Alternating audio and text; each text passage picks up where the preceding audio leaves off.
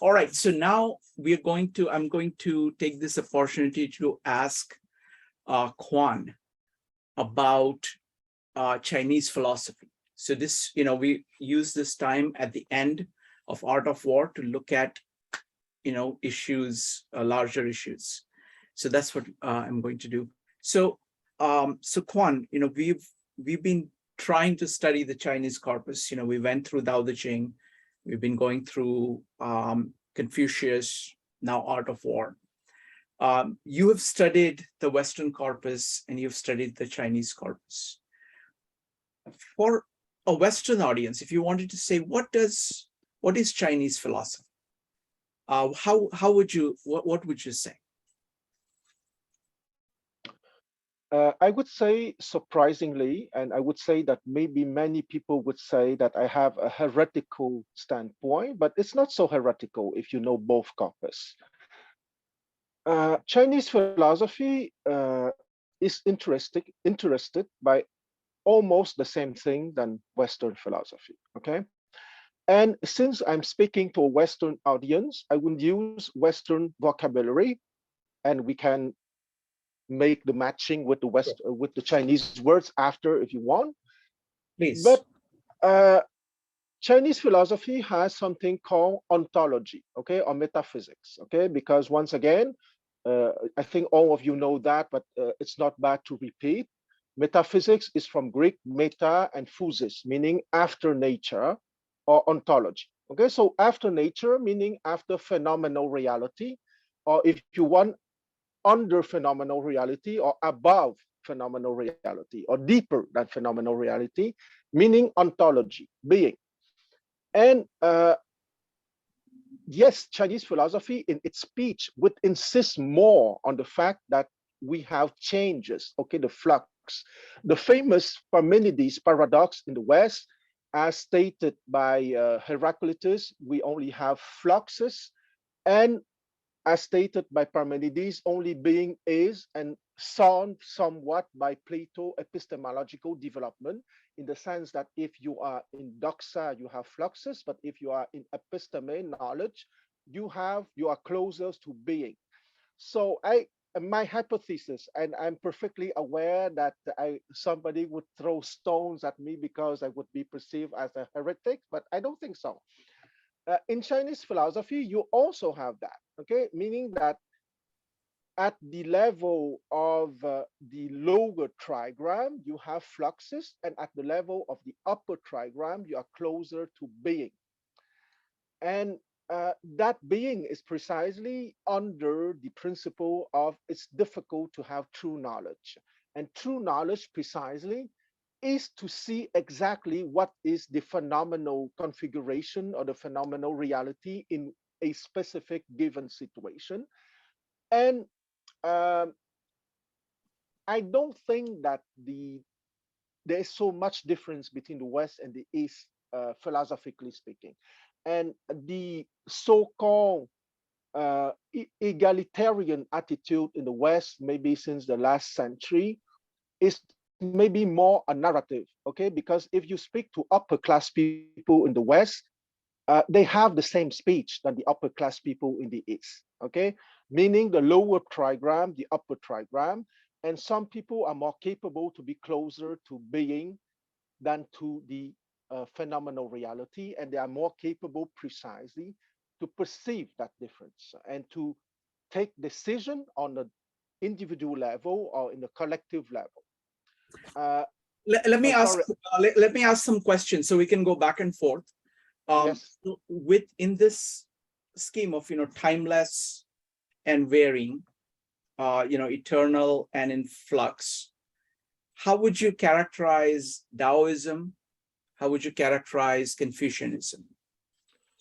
Okay, my answer is that there is no difference except on the political choice. Okay, for me, a Confucianist, if he's truly Confucianist, and once again, I use Western metaphor since I'm speaking to Westerners, a Confucianist would not accept that someone having reached to the Son of the Absolute, using Plato terminology, will not return to the cave to help his fellow human beings. And for Taoists, it is okay for you to stay in your enjoyment or in your pure awareness or in your higher kingdom of the Son of the Absolute and just to forget about the rest. So for me, it's much more a political choice rather than a true epistemological or ontological difference. That's my understanding. Okay, very good. Let's go to Taoism because that's what we've studied in great amount of detail here. And that's the thing that I'm most familiar with. The Tao Te Ching starts with the first one, the first sentence itself, first two lines where it talks about, Tao that can be named is not the eternal Tao. So it seems to have a different, talk about what it means by name and how does the concept of name in Taoism compare to, let's say, the word, an emphasis on word in, let's say, Gospel of John or something like that. In the West, the emphasis that is placed on words, how does that compare with what Taoism is saying about names? Okay. I would say that Taoism would speak from the perspective of being, okay, of the sixth line of the hexagram. And the Confucianists are perfectly aware of that sixth line, but they have political pretensions. They have the pretension of being the guides for the population. So they wouldn't go down one step in their speeches, and they wouldn't speak from the perspective of the fifth line. I give an example. In paragraph 13.1, I think, or maybe it's 13.2 of the Analects by Confucius, you have the doctrine of Zhengming, rectification of names. Okay, and in that doctrine of Zhengming, it's declared that if you want to have a good state, you have to use the right word for the right phenomenon. And going back to what the Taoists said, that to explain true reality, you cannot use name because the name cannot being a object of phenomenal reality, cannot speak about the absolute reality about being. Of course, that is the absolute philosophical distinction, and absolutely agree with that. And the sages of the Upanishad have the same standpoint. Okay. Yes. And here I'm saying that the sages of the Upanishad, the Taoists and the Confucianists, have the same understanding. But when you have a difference in political pretensions, when you have the pretensions to guide people having less expanded epistemological understanding, you have to go down one step at least, making them understand that in phenomenal reality, there are stuff that can be distinguished, and it is the duty of the democratic, line 4, and of the aristocratic man, line 5, to create the most sophisticated language in order to help creating a fair society. Okay, because I am from the old school thinking that if you let the language unravel, it would have a consequence on this social unraveling, because language is forming our brain and our representation of reality. Okay, so yes, in the order of the sixth line, language is completely helpless, true. But we still people of flesh, and if you have the pretension to put some organization in that phenomenal reality, you have to create a sophisticated and precise language, even if you know that no language can describe absolute reality. Wonderful. We have not studied the I Ching. What is the place of I Ching in the Chinese corpus? The I Ching is the first Confucian classic, okay? Most people think that the I Ching is part of the Taoist corpus. It's wrong. I'm sorry to be so blunt. Yes, it is used in Taoism. I don't disagree with that, okay? And it is associated most of the time with Taoism, and it's not wrong. But let's not forget that during the 22 centuries of Imperial China, you have 9 classics, and those 9 classics are divided in 2 groups. The first group is the Sishu, okay, the 4 books, the Analects by Confucius, the Mencius, the Ta Xue by Zhengzi, and the Chongyong by Confucius' grandson Zisi. Those 4 books are about the epistemological journey to the Son of the Absolute. I'm sorry, I mixed Greek and Chinese vocabulary, okay? The other group are the Yi Ching, the Su Ching, the Book of Song, I'm sorry, the Book of Documents, the Shu Ching, the Book of Song, the Chun Chu, Spring and Autumn about the philosophy, history, and epistemology, and finally the 3 books on etiquette and rituals, but they are counted as one, okay? So that is more the legacy of the Zhou royal house, having ruled between 1046 and 256 BCE, but they truly ruled only the first 3 centuries, and the last 5 centuries, they were more religious, spiritual guides, and political arbiters than truly kings. So the Yi Ching is truly the major book of understanding for statesmen, and not only for intellectual, having nothing to do than to discuss the subtleties. And I agree with Jason. There's a dimension of divination in that, but most of the serious statement, they see it more as the psychocosmogram. And I want to explain that word psychocosmogram in a very precise manner. The third line of the hexagram is called the psyche, okay? The psyche is the beginning of the intellect having a certain life from the upper trigram. And psychocosmogram means the map to go from the psyche to the cosmos. And cosmos is the name for the 5th line. So it means the I Ching is the psychological book, the epistemological book, the political book, the metaphysical book, the ontological book, to go from the animal kingdom to the divine kingdom, or if we prefer something less reminiscent of religion, we can say how to go from phenomenal reality to being, or how to go from time to timelessness. Thank you. Can you name all the 6 lines? So yes. Yeah, please. Okay, do you allow me to make a match between the Greek and the Chinese stuff? Please. Okay, so line 1 is sensus perception, okay? Plato called it Eikasia 1, Eikasia, meaning the shadows 1, sense of perception.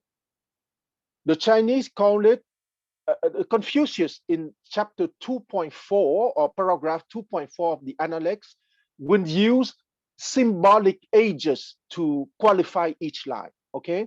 So line 1 for Confucius, that at 15 years old, I devoted myself to learning, okay? So the person, and here it's not about the learning of children, okay? Here is about the learning of grown-up people, because at 15 years old, the person was an adult in ancient China, okay? So I say everywhere in the world anyway, because it was the puberty, of course.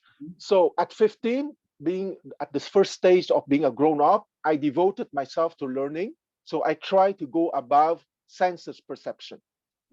Line 2, Plato called it Eikasia 2, and it's shadows 2, and it's the intellect. Intellect means the words, the concept, the images. And Confucius used the symbolic ages of 30, and he said in paragraph 2.4 of the Analects of Lun Yu, at 30, I took my stand in society. The exact translation is not I took my stand in society, but only I took my stand. But you have to understand that I took my stand in society, because what is society after all? Society is a set of symbols, of words, of regulations. Okay, so it's not a surprise that it corresponds to intellect. Okay, because after all, we go to school for at least 20 years nowadays to understand those difficult symbols and those difficult, complex, sophisticated regulations of modern society. And let's not forget that Confucius was speaking from the standpoint of a noble man too. So a noble man 25 centuries ago had to go through many difficult stuff and sophisticated symbols and words and regulations. Okay, so I took my stand in society. Line 3, the psyche precisely. For Plato is called pistis. Pistis is a Greek word meaning opinion, and opinion of the experts, of the rulers of that society, okay, of the dominant class, okay. And for Confucius, uh, at 40, I have no doubts, okay, meaning that at 40, I see clearly that there is a lower trigram and an upper trigram. I see clearly that there is time and there's timelessness. I see clearly that there is phenomena and there's being. Okay, and here is the true beginning of the spiritual or the psycho spiritual adventure or the psychocosmogram map. Because we all know that we can live a human life only at 1, 2, 3. Okay, for some people, if we speak about 4, 5, 6, either they would see us as people living in a fantasy land or as hypocrite. Okay, using words just to mesmerize people and to take advantage of people. And some of the Taoists precisely were reproaching to Confucius and to the Confucianists to use grand speeches to exploit people. Okay, so and that is a big debate still going on, I think. And line 4 is precisely what Plato called dianoia, D-I-A-N-O-I-A, meaning going through the ideas. Okay, and for him, it's the domain of beauty, kalos. Okay, the first step being mathematics, but you can have justice, physical beauty, architecture, belles lettres, literature, philosophy, etc. Okay, kindness, courtesy, justice, also part of beauty. And for Confucius, it's at 50. I am capable to hear the will of heaven. Okay, so it's once again I quote from paragraph 2.4 of the Analects. And I'm capable to hear the will of the heaven is perfect. Okay, because you truly not only aspiring to or hoping to or groping in the dark for the heavenly commands, but you are truly capable to hear the will of heaven. And at 60, which is the fifth line, uh, I am capable. Well, that's my translation, okay? Because the true meaning is not exactly that, but I guarantee you that is the essential idea, okay? I translate the fifth line as at 60, I'm capable to hear the will of heaven without complaining, okay? Because at, at 50, you hear the will of heaven, but maybe you're not ready to relinquish bad habits or laziness or but at 60, symbolically at 60, okay, because some people would reach the symbolic 60 at 30, and some people would reach the symbolic 60 at 80. Okay, so it's symbolic, it's not a true chronological age. uh, at 60, I'm not only I hear the will of heaven, but I am willing to comply with it without complaining, because I truly understand it within my heart and my soul. Okay, and for Plato, it's the aristocratic man, meaning dialecticon. Okay, the man motivated by discovery, inventivity, creativity, and by playful exploration. Okay, he's not motivated anymore by wealth, power, or influencing people, because at the line 4, the democratic man, honor, there's still a subtle desire to influence people, even if it's for their good. Okay, but still, it's still the ego. But at five, at 60 years old or fifth line, it's truly for playful exploration, and it's for fun, and it's not for wealth, power, or even the subtle desire to influence people, even for their good. And at line 6 for Plato is theoria. Theoria in Greek means the contemplation, the pure contemplation of the form. Or for the Indian sages is the formless, pure awareness. Okay, so when I said that it's true for the Tao Te Ching and the sage of the Upanishad to state that it's not possible to use languages to explain those things and you have to go there by yourself, that is absolutely true. But if you want to guide people, you have to go one step down to speak, to use words and concept and images. And for Confucius, at 70 years old, I can do what I want without overstepping on the universal laws. Okay, meaning that what I do is perfectly in harmony with the universal laws. And that is the sage, that is the enlightened man, or the philosopher king, to use Western terminology. So that's why I say that I'm a little bit bothered by the academic distinction, saying that there are differences in the West and the East is not true. Maybe in the habits, maybe in the costumes, maybe in the languages, of course, but the ultimate philosophical preoccupations and topics are the same for me. Wonderful. Thank you. Thank you. Now, I want to ask you two other questions. One is on I Ching in terms of the 64 hexagrams. What do the 64 hexagrams represent? You know, there are, Yeah. yes. Did you have finished with your question? Let me elaborate, because from for the Western mind, this is something very unique, that it is mapping out all these kind of possible combination. It's kind of mapping out of possibilities. It's a very large map of possibilities. So what does that map of 64 represent? What is it? Okay.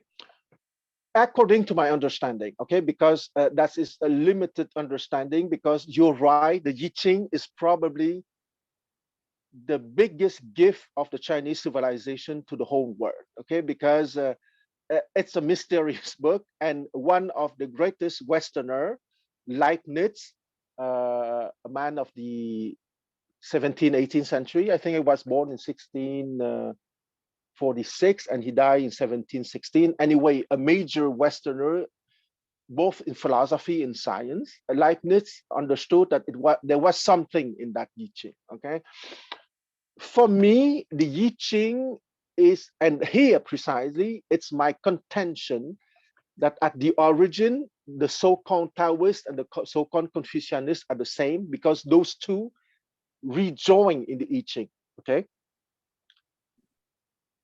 I said that Confucius in paragraph 2.4 of the Analects gave a short summary of his epistemological map that you can find in the chapter 7 of the Republic by Plato, about the allegory of the cave.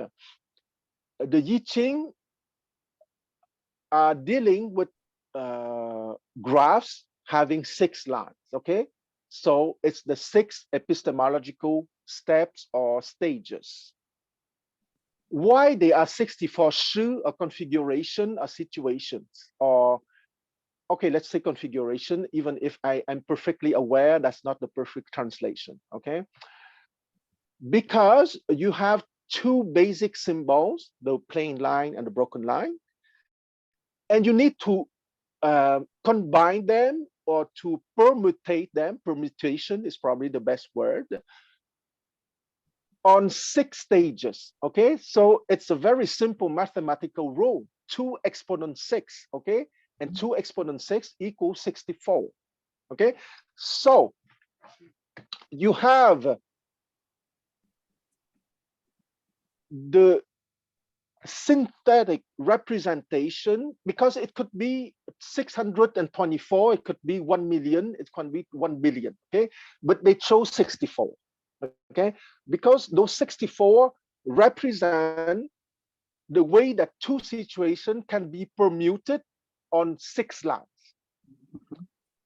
And the 6 lines precisely are the epistemological adventure, but grounded in phenomenal reality. Okay, and what is phenomenal reality? Phenomenal reality is a space-time. Um, Sometimes I like to invent acronym. Phenomenal reality for me is STEM, STEM. It means space-time, energy, matter. So in space-time, energy, matter, you need to take decisions. Okay, and you can give long explanations or long justifications, but a decision is essentially yes or no. Okay, you do it, you don't do it. Okay, you buy it, you don't buy it. You go to the travel, you don't go to the travel. You go to college, you don't go to college. Okay, so it's yes or no. Okay, so yes, the plain line, no, the broken line. So, and once again, uh, there has been always within Chinese civilization a superstitious trick using the I Ching as a divination manual. Okay, and from an evolutionary standpoint, I agree, because when the Chinese civilization was archaic and not evolved, I'm absolutely sure that they were sorcerer and all kind of charlatans, or maybe charlatans who believe in their stuff. Okay, after all, it was 5,000 years ago, who pretended to have a special communication with the spirits and so on, because you know perfectly that primitive Chinese religion is very close to what is called the shamanistic religion nowadays. Okay, the shamanistic religion is a religion having the pretension that their priests, if I call them priests, can have a direct communication with the spirit and having a view on the phenomenal reality before the other normal or ordinary people. Uh, from that more primitive standpoint, it evolved to more the rational, meaning the understanding of phenomenal reality by being aware of what we are, what the other is, and what uh, the situation in terms of physical reality is. Okay, so it's more a an adventure of understanding from a primitive background. Mhm. So it evolved from a divination manual to a, I think that if I have to choose 2 words to qualify the I Ching, is an epistemological guide. Okay, it's to know your, it's a psychocosmogram. Okay, in 1 word, it's a psychocosmogram, meaning it's a guide to bring you from the time dimension to the timeless dimension, and to bridge the 2 dimension. Okay, because precisely one of the extreme Taoist interpretation is precisely that you go to the timeless dimension and you would live like a kind of ghost. Okay, that you don't take care of the time dimension. Okay, and that is a tendency that is known in the West as quietism. Okay, quietisms. In Christianity, you have that stuff called quietisms, that you would go into meditation and you would live as a floating spirit, but that you would be disconnected completely from phenomenal reality. And that is not the goal of the psychocosmogram. The psychocosmogram wants you to uplift yourself above the animal dimension or the time dimension, to go to beauty, goodness, and truth. But once you're there, you have to bridge it. Okay, those eternal form, those timeless forms, with phenomenal reality, with the animal. Okay, a little bit when the Christian said that Jesus Christ is 100% man, that is Jesus, and he's also 100% God, that is Christ. Okay, Mhm. and there's a hyphen between Jesus and Christ, and that Yes. hyphen is the Mm. bridge between the animal and the divine, or the time and the timelessness. So the same with the hexagram. The Mhm. first three lines are bridged with the upper trigram of the line 4, 5, and 6. That is the way for the Chinese to say Jesus Christ. Wonderful. Beautifully put. Now, there is one, I've not studied I Ching much, um, but the first impression that I got is that it actually captures different stages of the life process. So when you have when you take the one trigram and look at the names of the various things, there is I particularly like the names in the form of a family. So there is father, there is mother, there is eldest son, middle Yes. son, youngest son, oldest daughter, middle daughter, and youngest daughter, and each of them having their own characteristics. So the youngest daughter being full of joy, like a lake, and the oldest son being this very forceful thunder. And so kind of matching up kind of different stages of life, of your consciousness, of your psyche in these 8 characters as a starting point, and then on the top of that you do the combination of these 8 and 8. So any thoughts about the eight characters? Well, I think you already gave the answer, Shrikant, but I would like to have a dialogue with you on that. Please. Uh, I share the same understanding than you. Okay, meaning the trigram must be understood. But first, when you have an hexagram, you have a lower trigram and upper trigram. But when you have only the 8 trigram, by the way, it's the same word in Chinese. It's qua for trigram and it's qua for hexagram. So the only way to distinguish them is to say pa qua, meaning the 8 trigram, or liu shu si qua, meaning the 64 hexagram. Okay, so the pa qua or the 8 trigrams are necessarily the upper part. Okay, so it's about the divine kingdom, and precisely the divine kingdom is about consciousness, it's about epistemology, and as you said, it's the phases of your mind, but mind in the broad sense of the term. Okay, because in English sometimes when you say mind you think to intellect, but here when we say mind we mean the 6 lines in whole. Okay, not only the second line of the intellect or the sense perception 1 and 2. So it's the different phases of the mind. Because once again, the foundational metaphysical hypothesis of Eastern Asian philosophy is that the foundational substance of the universe is formless, pure awareness. That's the Indian call shunya, okay, emptiness. But as you already know, Shrikant, that emptiness is not absence of reality, but emptiness is simply multi-potentiality from the basic substance of the universe. So those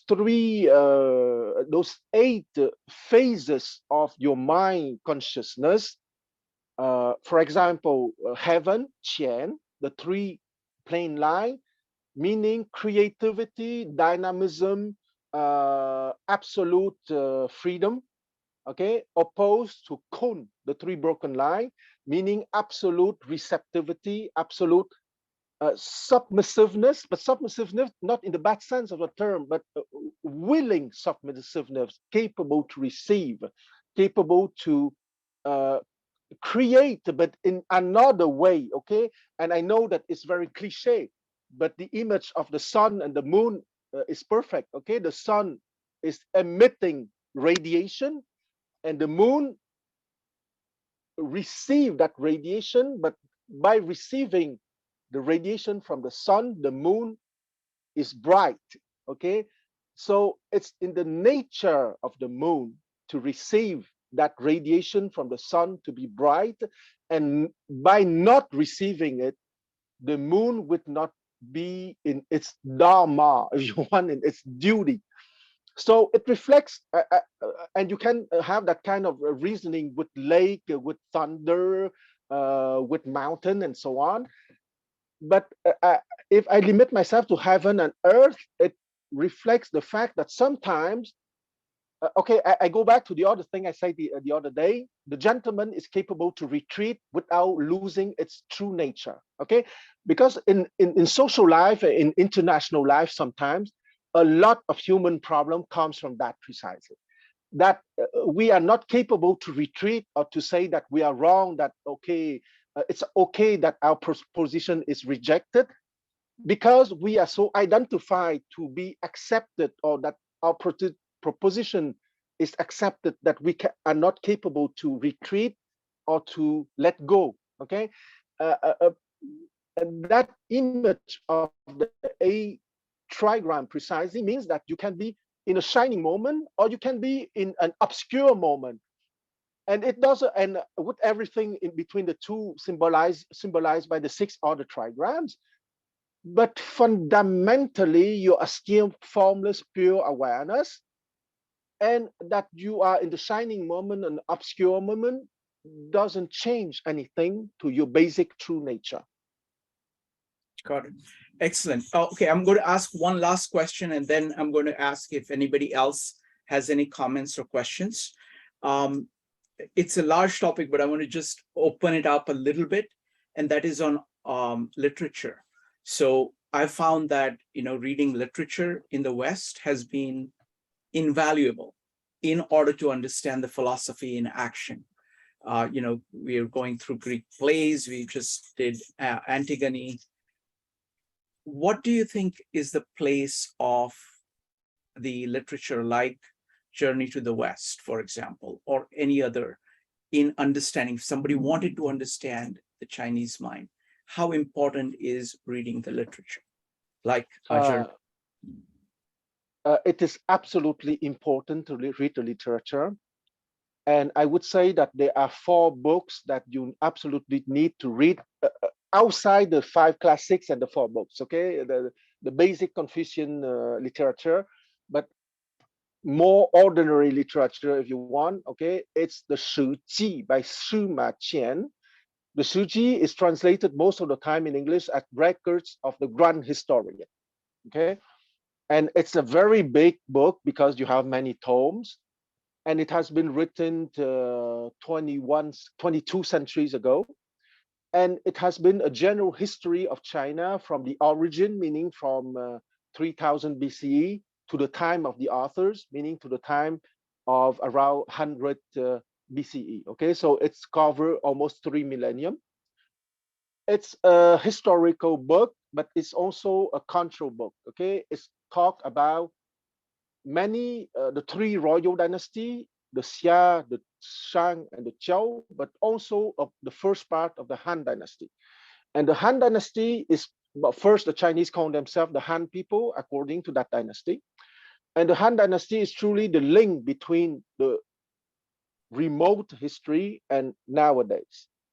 The second book I would suggest is The Three Kingdoms. Okay, it's a historical novel written in the 14th century by a guy named Luo, L-U-O, Luo Guangzhong. Guangzhong is his given name. And there are more than 1,000 well-characterized characters in that novel, with about maybe 200 major characters. But I would say that the true character of that Three Kingdoms novel, about 2,000 pages in English translation, is Chinese civilization. Okay, if you want to know Chinese civilization in a fun way, it's the Three Kingdoms. If you're too lazy to read the book, you can even watch the TV series that you can get for free on the internet. I suggest the 2010 version because you have a 1994 version, which is not as well done, but not bad. But the 2010 version of the Three Kingdoms definitely is better, and it's in 95 episodes. and it corresponds almost chapter to chapter to the 120 chapters of the novel The Three Kingdoms. They are all the classical novels, but since I'm biased, I want to propose what I prefer. But I'm sure that if you go on the internet by writing The Three Kingdoms, you would have the name of the other Chinese classics if you're interested in. Okay. In the 19th century, you have a classical novel. The 18th century, I'm sorry, you have a classical novel called Hong Lou Meng. Okay. Dream in Red Mansion, very interesting too, about 2,500 pages in English translation. You have all the contemporary Chinese writers like Lu Xun, like Mao Tun, and even the new one, the contemporary one, okay, those who wrote in the last 20 years. It's very interesting too. They are too numerous. I don't want to name them by name.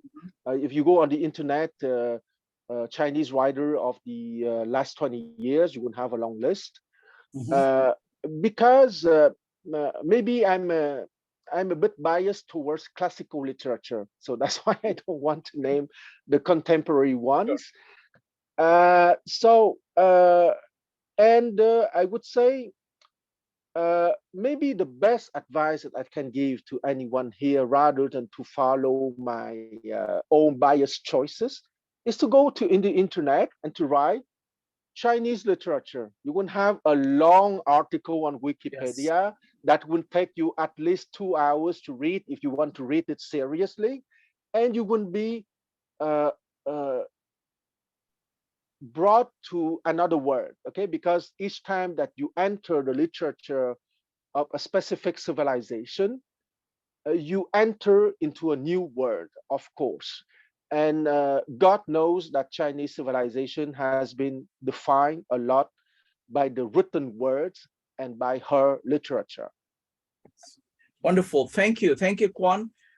If anybody has any comments or questions, you're welcome to do that. I want to keep it, maybe we got maybe another 15 minutes is okay. Quan, is that okay? That's fine with me. Okay. We'll start with, let's go with Anne first, followed by Joe. Anne. Hi, I'm wondering if Jason is still present. No, Jason is probably away. So. Okay. Well, did I understand correctly that in chapter 6, the bulk of the translations talk about, there's one and verse. let's do one thing. Let's do one thing. If you're asking about Art of War, let's ask it next time. We'll have time to do it next time. Okay. Only about what Quan said right now. Okay. Thank you. Thank you. And next up is Joe.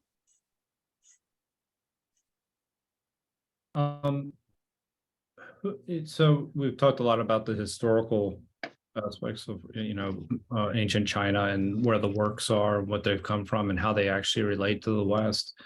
And well, I shudder to ask, but who are some of the modern thinkers in China that you think that actually do a very good job of articulating what Chinese culture is all about? Okay, I will start with a bunch that might be quite controversial, but let's do it. I would say that Mao Zedong himself, Zhou Enlai, and Deng Xiaoping wrote a lot on philosophy, politics, warfare, and society.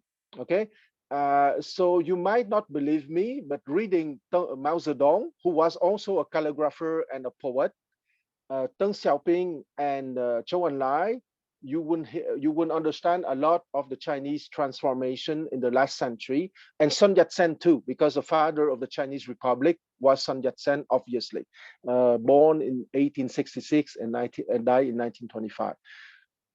For the order that I would suggest, the two names that would come to me spontaneously are Lu Xun, L-U-X-U-N, and Mao Tun, M-A-O-D-U-N. And if I want to suggest only one stuff in modern literature, meaning 20th century, is the Tea House by Lao She. I don't know if you know that play, Tea House, Lao She, Laoshe. It's very interesting because the framework is a tea house, and the story is on 50 or 60 years, okay? And it's from the end of the Chinese Empire to the founding of the People's Republic of China. So you have the interaction of the people, and you have, I would say, the main preoccupation of what happened during those two generations between the collapse of the Chinese Empire in 1912 and maybe a little bit before, and the creation of the People's Republic of China.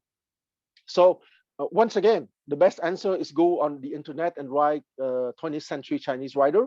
But to answer your question, I would suggest Lu Xun, Mao Tun, and the play called Tea House by Lao She, Laoshe.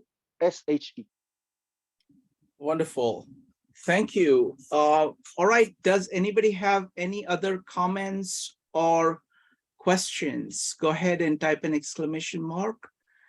So firstly, Quan, I really appreciate all your observations. It's just wonderful. This is great overview. I always like to keep doing these overviews from multiple points of view, because that's the best way to kind of grapple with something this large. So thank you so much. And let's see, next up is Joe. Joe, go ahead. So I just have one additional question. You talked a lot about Plato and how it relates to Chinese culture. How does Aristotle figure into, as far as his approach to form and matter, figure into, or does it figure into Chinese culture at all? I would say that Aristotle is not in contradiction of Chinese culture. Okay, and my answer is because of my bias in favor of Plato. If you remember, Aristotle would talk about the four causes. Okay, hule, material causes; kinun, effective cause; the formal cause, eidos, and the other one I forget. But anyway, for Aristotle, the agent, okay, the effective cause. For me, for example, eidos for Aristotle, you know the classical example of the table. Okay, yes, thank you, Mark. Telos, the final cause. Let's take the classical example. Okay, the table. Okay, he would say that the form of the table or the design of the table would be eidos. Okay, but for Plato, eidos is much higher.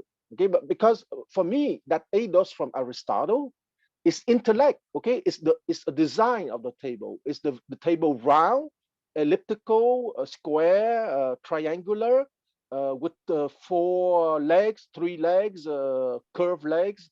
Okay, so that eidos for me, according to my understanding of Aristotle, and once again I'm biased, that eidos is the design and not the form, according to Plato when he talked about eidos. Okay, because for Plato, eidos forms is the 3 forms of beauty, goodness, and truth at the supreme forms, having subordinate forms, of course.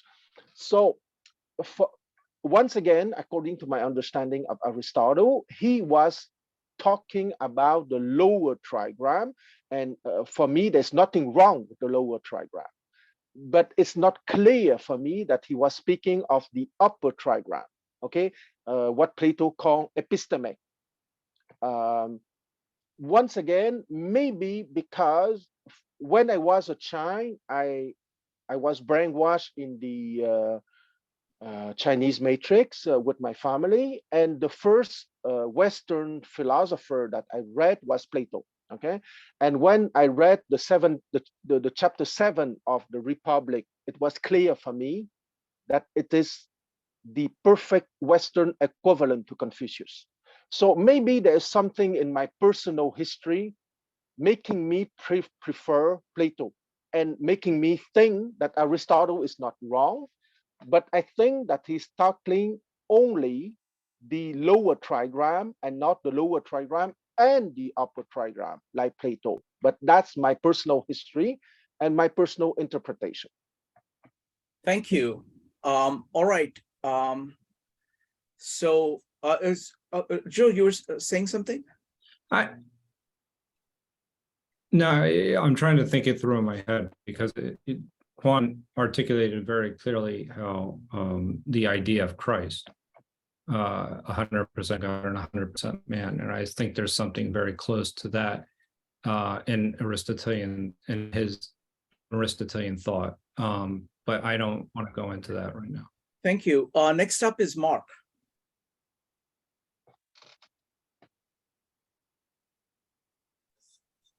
Thank you, Quan, for that really amazing version of Jules Verne around the philosophical world in 80 minutes. Thank you. And I think if you want to carry it further, something that we had bandied back and forth was related to what you were saying about the ultimate nature of reality being awareness, connects, I think, with the priority in Plato of mind to body that he argues for example in book 10. And I think that you could find this also in Aristotle's Metaphysics Lambda, where the unmoved mover, which perhaps is a form of desire or a form of mind, I'm not sure, may also connect with the upper trigram. Quan, would you like to comment on that? Yes. I think that it's very interesting because, and it's so one of my weakness, okay? I did not read Aristotle Metaphysics as I read Plato's dialogues, okay? So I would say that thanks for that clue. I will try to correct that that lack in my philosophical understanding by reading Aristotle Metaphysics with more care in the future. Wonderful. And you said lambda, right? Excellent. Thank you very much, folks. So firstly, Quan, thank you for this overview. I really like, that we could go through all of this so quickly. And I particularly like your explanation of the I Ching, because I do want to look at it in great, and that's one thing that I'm not looked at in detail. So look forward to. Go ahead. Shrikant, forgive me for interrupting. Please, go ahead. And here I'm trolling a bit Jason. I don't know if he will watch the recording. If you want one of the steps to understand the I Ching for me, okay, is I suggest you to read the extraordinary interpretation by Wang Pi, okay, Waing Wang Pi. That guy died at 23 years old. He was born in 226 and he died in 246, okay? And that Wang Pi gave an outstanding, awesome interpretation of the I Ching that has been the core interpretation of the I Ching from his time practically till the end of the empire, okay? And to show to what extent it has been a major document. And there is a translation in English of that Wang Pi stuff by Richard John Lynn, Lynn, and it's called The Classic of Changes. Let me see, because I'm opening it now to give you the exact title. The Classic of Changes According to Wampi Interpretation, anyway, by Richard Lynn, Lynn. I know it's my bias, but if you read that, you wouldn't be mesmerized, according to me.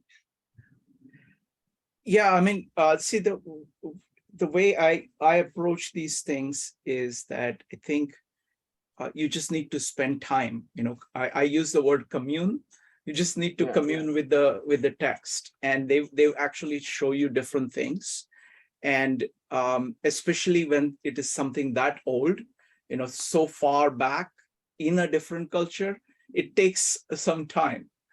And you really need to find good translations, sometimes good commentators, maybe multiple translations, and slowly going through it. I particularly like the kind of even visual, you know, expressions of those. You know, there are some books that I found where they were trying to actually show what it looks like, what are these things look like, because it just shows you the idea of the phases is very powerful to me. You know, instead of saying just, you know, there is a dichotomy, it just fills out. And the idea of the family here is very powerful, because it's saying that all of this is the family. You can't have any missing part of the family. All of it is family. And all of these are phases of who we are and what nature is. And then we are trying to see what's going on now. You know, Julian Jaynes talks about the role that divination played in the intermediate period between what he calls the you know, bicameral mind and the conscious mind. So it's like divination is this time in the middle where you're trying to use things in order to say, okay, what is actually going on? I don't know what is going on. Maybe this is going on. So it is a very, it's somewhere, you know, way before the conscious time. And all of these times are different, and the sensibilities of these time are different. And these are all human, you know, these are all kind of stages of humanity. And you kind of, you understand and you appreciate these stages, just like, you know, you understand a little bit about human beings when you look at us on the African savanna, how we lived in families, and some parts of them actually we carry, a lot of it actually we carry in us now. That past is in us. And so are these intermediate stages. It is not to say that we are that, you know, we are no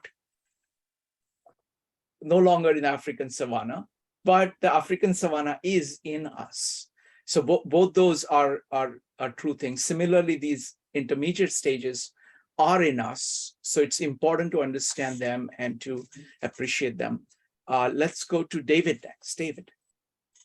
It's interesting, the Western canon has began to attempt to approach an understanding of that. I would think explicitly self-aware consciousness of that. With Hegel, who is parsing consciousness at its own level, but describing it to us. So we can see how these stages connect to each other and ascend to a level of a higher knowledge. And they begin at a very low level, and it appears entirely chaotic when you try to describe it because there's no language at it.